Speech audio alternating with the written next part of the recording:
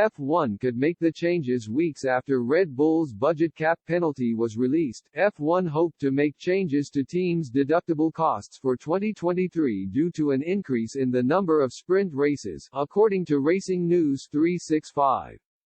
Teams will be given over double the amount of financial allowance for sprint events because of a rise in events. They could remove just £123,000, $150,000, from their end-of-year allowance for each sprint race last season. A further £82,000, $100,000, was allowed to be taken off their cap for damage sustained in the Saturday races. It is expected this will rise to £329,000, $400,000, per event for every sprint in 2023. With 6 sprint events on the calendar next season, teams will be able to spend an extra £2 million, $2.4 million.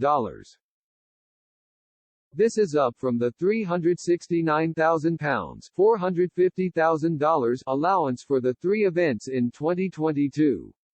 However, the proposed changes will not be given the green light until they have been approved by the FIA's World Motorsport Council. 6 sprint races were planned for this season, but this was changed at the last minute after a standoff from teams over financial concerns.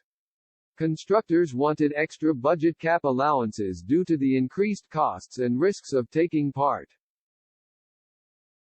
It comes weeks after Red Bull were hit with a financial and sporting penalty for breaching F1's cost cap last season.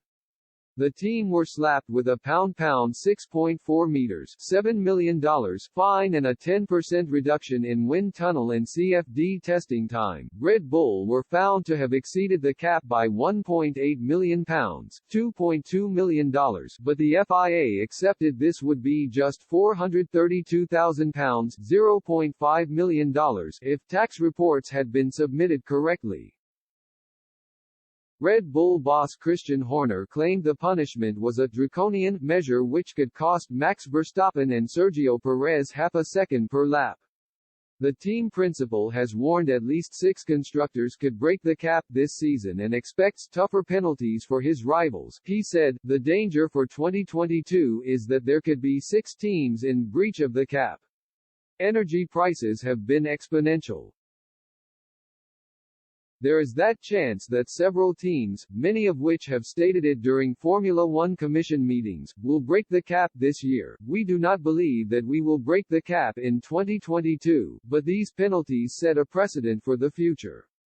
So if you get 10% for 0.3% breach, what is the 5% breach going to look like?"